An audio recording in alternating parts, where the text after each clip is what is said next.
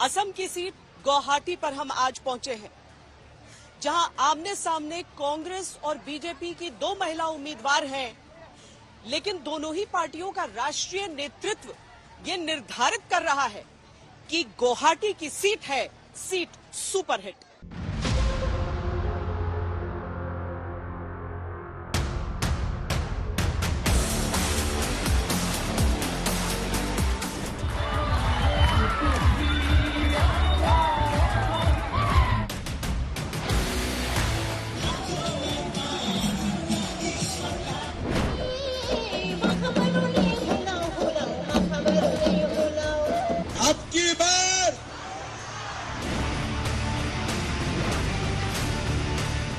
असम को पूर्वोत्तर का प्रवेश द्वार कहा जाता है, क्योंकि ये पूर्वोत्तर के 7 राज्यों का रास्ता खोलता है, फिर चाहे वो जमीन का हो या फिर राजनीति का। 4 जून जरा पूरी ताकत से आवाज आनी चाहिए। 4 जून फिर एक बार। असम में लोकसभा की 14 सीटें हैं। इनमें से 10 सीटों पर पहले और दूसरे चरण में वोटिंग हो चुकी है।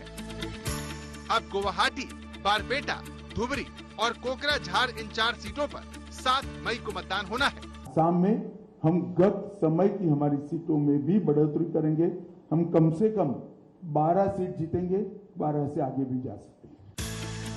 बीजेपी ने यहां से 45 साल की बिजुली कलिता को टिकट दिया है, जिनका मुकाबला 51 साल की मीरा गोस्वामी से है। साल 2019 में बीजेपी की क्वीन ओझा ने कांग्रेस उम्मीदवार बबीता शर्मा को 3.5 लाख से अधिक वोटों से हराया। बीजेपी कैंडिडेट क्वीन ओझा को 10 लाख से ज्यादा वोट मिले, वहीं बबीता शर्मा 6,63,000 वोट पाकर दूसरे नंबर पर रही।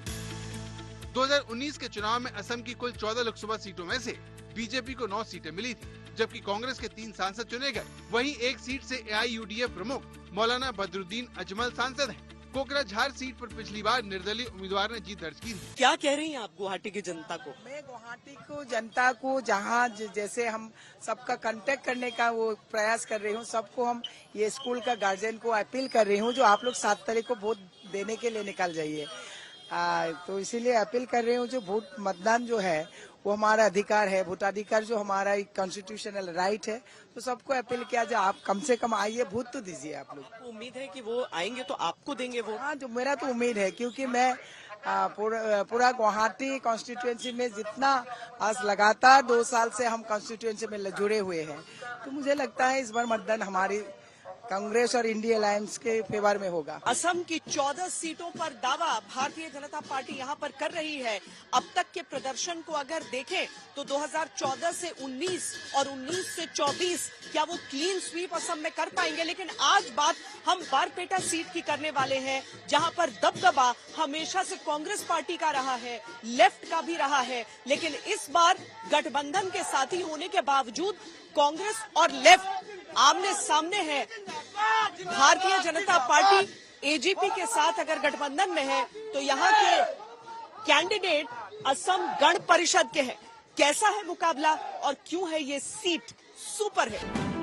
ये शहर गुवाहाटी से 90 किलोमीटर उत्तर पश्चिम में स्थित है और पश्चिमी असम के प्रमुख शहरों में से एक है।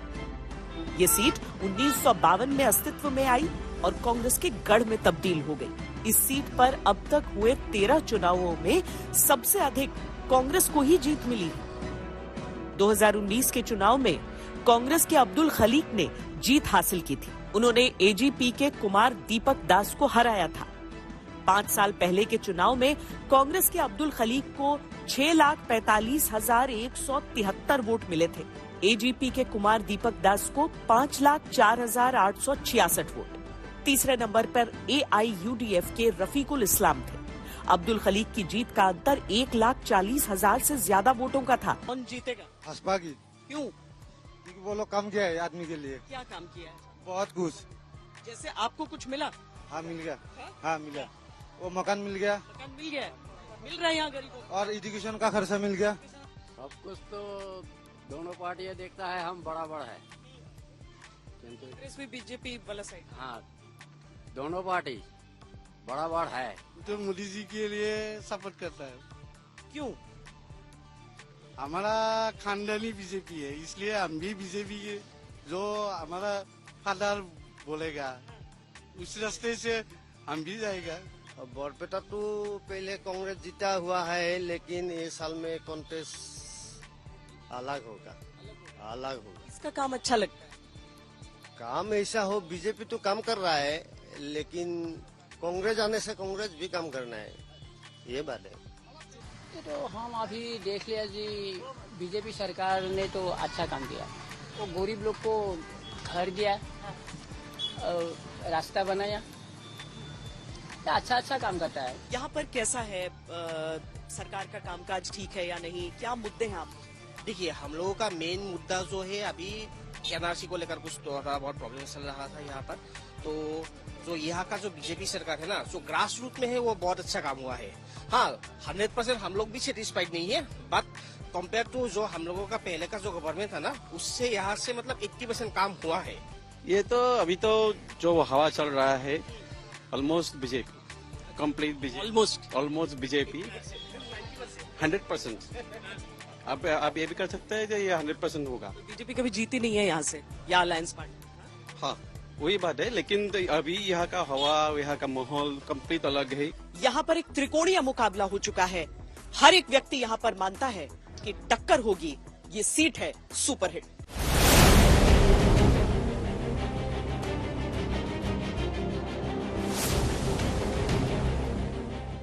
असम की राजनीति में पिछले कुछ सालों में बीजेपी का दबदबा बढ़ा है।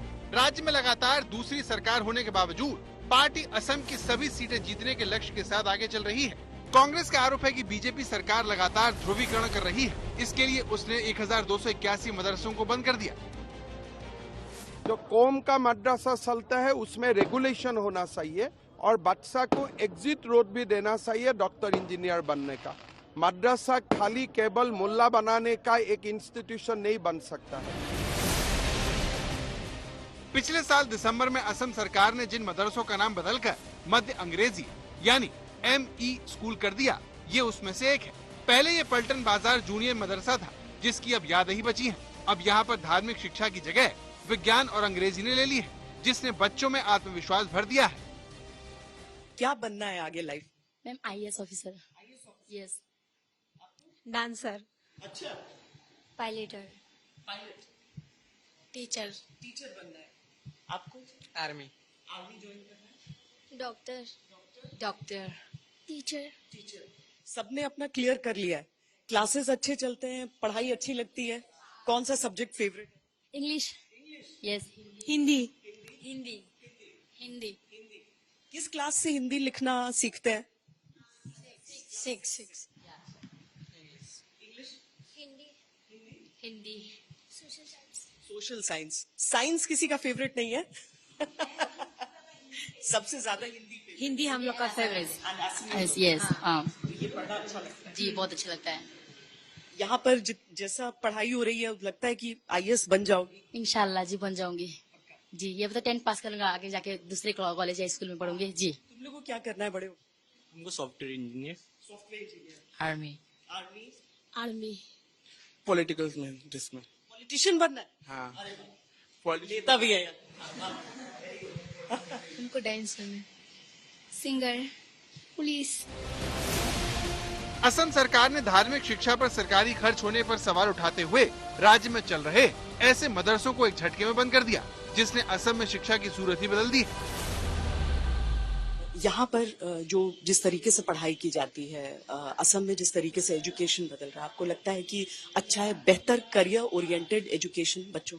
अभी रिसेंटली बहुत डेवलपमेंट हुआ है। अभी जैसे हम लोग कोर्स भी चेंज हुआ है, पहले जैसा था अब मतलब CBSE लेवल का ही कर दिया गया है, ताकि बच्चे एक साथ कम्पीट कर सके। क्वेश्चन पेपर में चेंज, सब बहुत चेंज हुआ है। और ऐसे तो वो मेरे ख्याल से तो अच्छा ही है, स्टूडेंट के लिए अच्छा ही होगा। बच्चे अच्छा कर रहे हैं, बच्चे पिक कर रहे हैं, बहुत ट्राई करते हैं वो लोग। और ऐसा है कि हम लोग का अभी हम लोग सब लोग जानते हैं कि हम लोग के स्टूडेंट कहाँ से आते हैं, वो ज्यादा मैटर करता है। तो उन लोग का वैसा एनवायरमेंट ही नहीं है घर में कि वो पढ़े। स्कूल में जितना पढ़ता है उतना ही उन लोग के लिए होता है पर डे में। तो सोच सकते हैं कि हम लोग अपने स्टूडेंट बच्चों के साथ कितना कष्ट करते हैं घर में। उन लोग का वैसा माहौल ही नहीं है। तो आप लोग हाँ, सब टीचर के ऊपर ही है कि टीचर को जितना हम लोग जितना देते हैं उस हिसाब से वो लोग बहुत अच्छे से कैप्चर करते हैं। गुवाहाटी के इस स्कूल में देश के 5वें राष्ट्रपति फखरुद्दीन अली अहमद पढ़ चुके हैं, लेकिन अब ये आम स्कूल में तब्दील हो चुका है, जहां शिक्षा में आए बदलाव का असर दिखने भी लगा है। ये मद्रासा नहीं है, ये जनरल स्कूल है। पहले था कि वो भी नहीं है। यह स्कूल का पहले नाम हुआ है गुवाहाटी मद्रासा हाई स्कूल। अभी वो मामा जी आया है ना, हेमंत विश्व शर्मा बहुत सेंस कर दिया है ना, नाम दिया है गुवाहाटी हाई स्कूल। एजुकेशन कैसा है इस समय चल रहा है? ये स्कूल में एजुकेशन जनरल एजुकेशन है, लेकिन ये अभी इधर में अरबिक नहीं है, अरबिक नहीं। यह जनरल स्कूल है, हिंदी फारसी ये सिखाता है।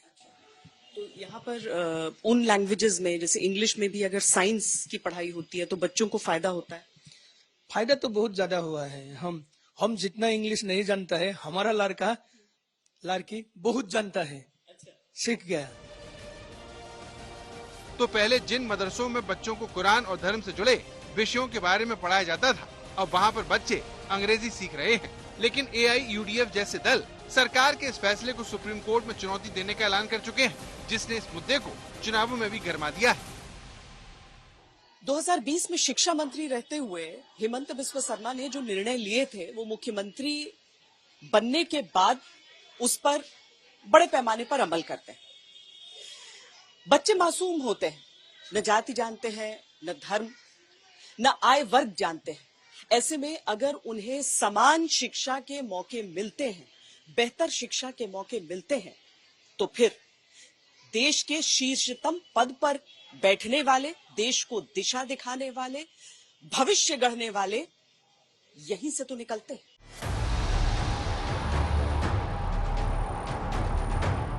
असम में कमल खिलेगा या फिर हाथ और मजबूत होगा, ये तो 4 जून को पता चलेगा। लेकिन इस परिणाम में चाय की पत्तियां चुनने वाले मजदूरों का अहम रोल होगा, जो सर्दियों में गर्माहट की वजह बनते हैं। पिछले महीने PM मोदी ने असम के चाय बागान में घूमते हुए अपनी तस्वीरें पोस्ट की थी। प्रधानमंत्री ने कहा था कि वो असम के चाय बागान समुदाय की सराहना करना चाहते हैं, जो कड़ी मेहनत कर रहा है। लगे हाथ PM मोदी ने सभी को असम आने का सुझाव भी दिया था। असम की 3 लोकसभा सीटों पर 55 लाख चाय जनजातीय समुदाय के मतदाता काफी असरदार हैं। इनमें से डिब्रूगढ़, काजीरंगा, जोरहाट, सोनितपुर प्रमुख है। भारत की 55% चाय का उत्पादन असम में होता है। चाय का उत्पादन राज्य की पहचान है, अर्थव्यवस्था का इंजन बन चुका है। लेकिन अंतर्राष्ट्रीय घटनाक्रमों ने चाय के कारोबार पर असर डाला है। उद्योग को देखें तो यहाँ पर बहुत सारी पेचीदगियां हैं, कॉम्प्लिकेशंस हैं। हर स्तर पर अलग अलग लोग हैं जो जुड़ते हैं। 200 साल इस बार यहाँ पर असम की चाय उद्योग ने अपने पूरे किए हैं। क्या परिवर्तन है, क्या बेहतर है और क्या और बेहतर चाहते हैं? प्रॉब्लम्स तो अभी काफी है, because we had our consumptions तो इतना बढ़ा नहीं है। कंजम्पशंस अभी भी around 800 may be grams per capita this thing है, whereas the production has increased quite a lot. Flavor and the taste to the youth of the country. We need to encourage them to come towards tea rather than go towards coffee. Coffee is an international thing. Tea is the pure शुद्ध देसी thing. Coffee पे चर्चा की जगह चाय पे चर्चा ही को प्रमोट किया। We also say that instead of a coffee table book, it should be tea table book. चाय की एक प्याली देश की नींद तोड़ती है, जिसकी एक चुस्की से देश अपने थकान को छोड़कर फिर से काम पर निकलता है। उस गुवाहाटी में हम मौजूद हैं, जिसे चाय का सबसे बड़ा बाजार कहा जाता है। टी ऑक्शन सेंटर गुवाहाटी, जो देश का सबसे बड़ा चाय का ऑक्शन सेंटर है और दुनिया में दूसरे नंबर पर है। यहां की अपनी समस्याएं भी हैं, अपनी उम्मीदें भी हैं, अपने सपने हैं। सरस्वत कश्यप और कैमरा पर्सन सैयद मोहसिन के साथ श्वेता सिंह, गुवाहाटी आज तक।